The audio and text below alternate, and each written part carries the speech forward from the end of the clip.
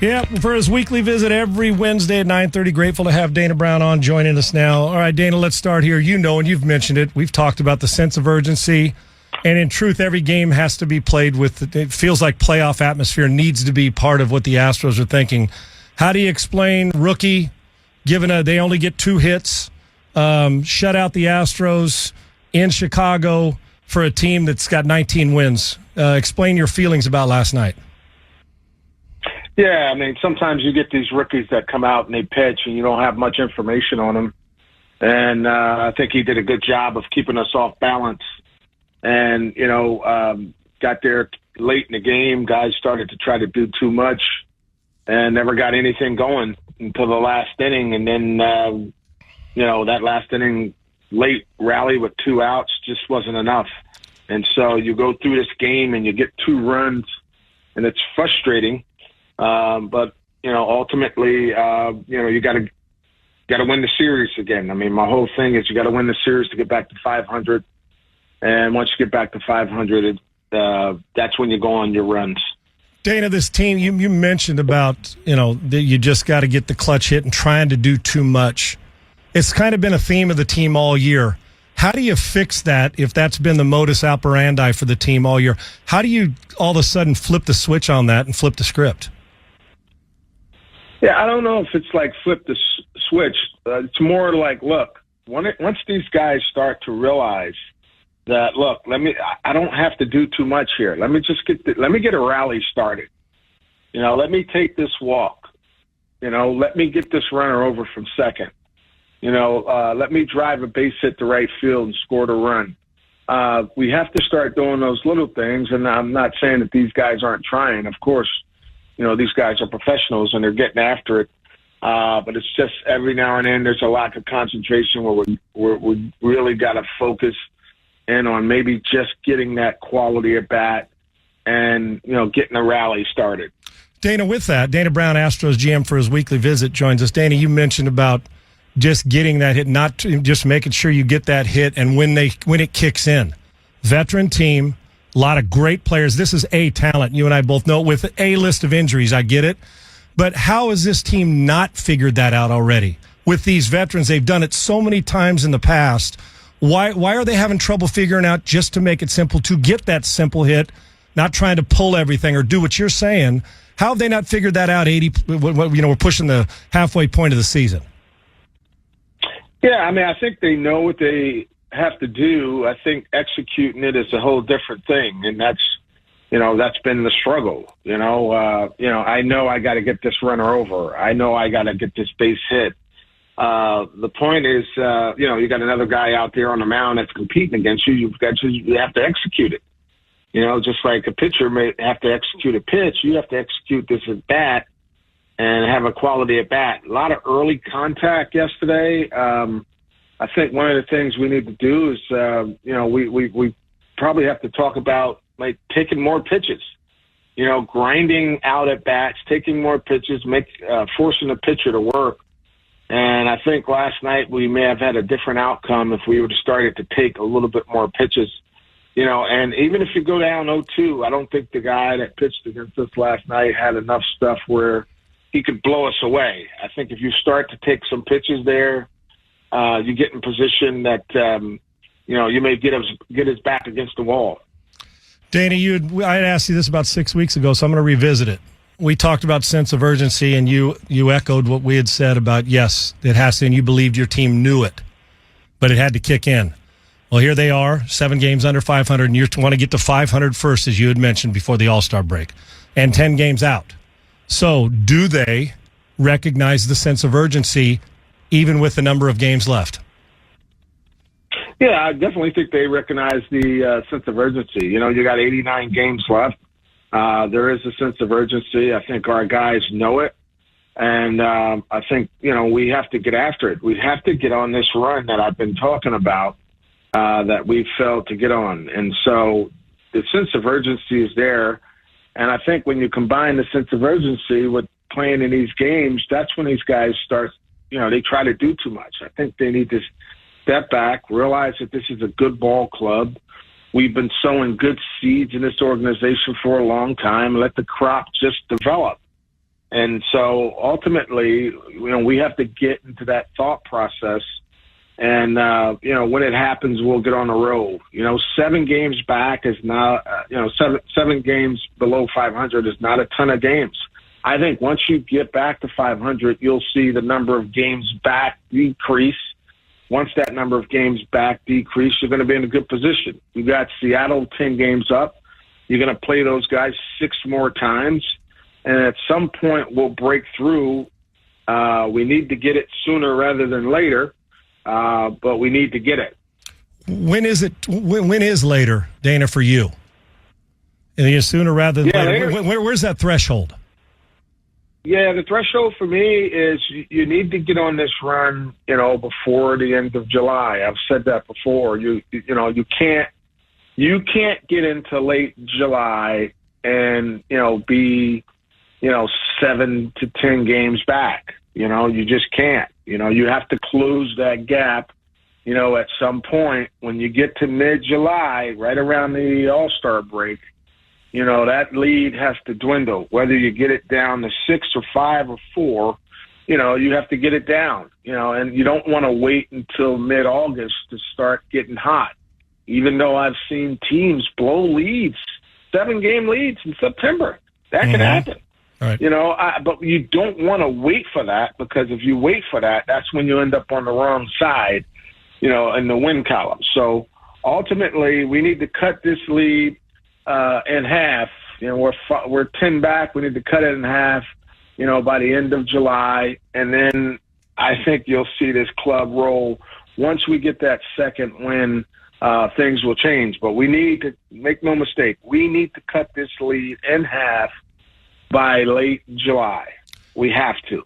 And, at that point, we'll get some guys back coming off the IL, and, things will start to turn. I mean, we got 6 starters on the IL right now, which is frustrating. Yeah, Astros GM Dana Brown for his weekly visit here on Sports Talk 790. All right, I'm going to get to those injuries in a second, but let's talk about this closing that gap before mid-July. Do you yourself, as you're the man running this team, do you have to have a sense of urgency to go find players outside the building before the trade deadline? No, I don't think there's a sense of urgency to do that. I mean, I think we have a good team. Are you guys good enough to win? You're good enough to win a World Series with? Would it be a mistake not to make any move before the All-Star break, or would you be okay with that, or before the trade deadline? Well, it depends on how many of our guys are going to come back, and let's say, for example, if Garcia is on the brink of coming back, that's like making a trade right there. That's getting one of your big starters back. If you're going to get McCullers in early, August, that's like making a trade. That's 2 big guys coming back. Even if you don't know they're going to be good overcoming injury, you're counting on guys that you're not going to be able to work deep into games. Correct, Dana? Or are you going to? How's the wonderment of if they're going to be fully ready to do it? You're counting on injured guys. Are we counting on Garcia and McCullers to make a major contribution in the second half of the season? Yeah, I mean, I would say that we're counting on them. I mean, at the end of the day, we have Garcia and McCullers, who both have postseason experience. Right. They've been through this. Yeah, they've been through this. This is look, when you're a veteran, you come back. I mean, we expect, that you could step it up. I mean, I don't know if you're going to be, the McCullers and the Garcia of old, but we need to get at least 90% of that. And, if we get that, that's going to be big for us. Now, I've mentioned before, we're always in the market of trying to get a starter. If we can get a starter that makes sense, we'll get a starter. I'd like to get a bat. If there's an opportunity for us to get a bat to hit in the middle of the lineup, we're going to do it. So it's not that we're not having these conversations. But I would say, make no mistake, this team is definitely good enough to get the postseason play and get back deep into the postseason. As it is, so we're as it is, that. Right? Okay, without a trade, is what you're saying. Okay, we can make the postseason and get back deep into the postseason. All right. Now, in terms of winning the World Series, we may have to make a move here or there. That would really, give us a better opportunity to win the World Series. But in terms of getting back to the postseason and getting deep into the postseason, this team is really good. I said, if we can cut this lead in half toward the end of July, I think everyone in Astroland will see good things happen. Are your best players doing enough? Yeah, I mean, our best players have to, step it up a little bit more. I mean, ultimately, they would even tell you themselves they're not having the years that they've had in the past. And so, when these guys start to, heat up a little bit, I think this, it's going to affect the club, of course. I don't think that, the veteran guys are, falling apart, or, they're not in that range where, they look like they're at the end of their career. But I think we have guys that will tell you themselves that, they're not playing up to the ability that they've played in the past. So if, once these guys start to heat up, I think you'll see a different club, of course. So, but ultimately we got to cut this lead in half, and we have 89 games. So, you won't see me panic until we get into late July, early August, and we're still in the same position. All right. That's when I think it may be time to panic. But right now, we're still in position to cut this lead in half. You cut this lead in half, you go on a run. That means you cut the lead in half, you're back to 500. You go on a run, you take over first place. And they're going to have to play a lot better baseball to cut it in half, as you and I both know and you've discussed. Okay, real quick, I know you always are kind and giving us extra time.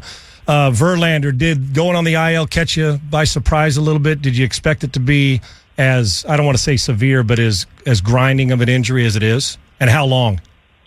Yeah, I mean, I just think it's neck discomfort, and ultimately it's going to be a 15-day IL. Hopefully, when he comes back, he'll, maybe has to, throw maybe an inning here or an inning there, a couple innings here, a couple innings there in AAA. But I think he'll be back within, the 15 to 18 days or whatever we got. Maybe it's one rehab start or something in AAA. But ultimately, he may not even need a rehab start. It just depends. He's already feeling a lot better. Sometimes, you just need rest, particularly when you're a little older and you're toward the end of your career. You may just need a little bit of a breather, and you get that rest, the neck discomfort goes away, and you come back, blowing cheddar. So there you go. Ultimately, we got guys that once they get healthy, we'll be in a lot better shape. We are deep into our depth in our in our rotation. I'm sorry. So we're deep into our depth in our rotation. There's no question about it. We're going to have to rely on, a young kid here, a young kid here, there to step it up, because we're deep. When you have 6 starters on the IL, you're deep into your depth of your rotation. So, at some point we're going to have a young kid step it up. With Kyle Tucker, he's 16 days now. It was a bone, and you had said, man, it hits off the bone, it hurts. But Joe Espada had said there's no bone damage. So, and he's not even doing baseball activity yet. How deep is this injury, and how worried should we be if there's no bone damage and he's still not playing? Yeah, I mean, I'm a little surprised it's taken this long, but what happens is when you foul a ball off that bone, and it gets so much soreness that it limits your mobility and activity, and so I didn't see it being this long, but Kyle Tucker, he's a big man, and you have a big man like that. Sometimes it could take a little bit longer. And I think, he's not moving around as good as we would like him to move around. But, there's no fracture, there's no damage. It's just a lot of soreness. And so once you get that, you can't push it. Yep. And so there's no doubt about it. We miss his bat. And so, that's a difficult thing right there. There you go, Dana. Appreciate it, man. Good luck in this one today, and we'll look forward to next Wednesday's conversation. Hopefully they'll be on a little bit of a roll when we talk to you next week. That'd be great. Yeah, we got to continue to win series, and then if we do that, we cut that lead in half. and then we'll be on our way. Appreciate you, my man. Enjoy. Thank you so much. All right. Thank you. Thank you. That's Dana Brown. We'll come back and visit in final segment of the show, talk about what he discussed.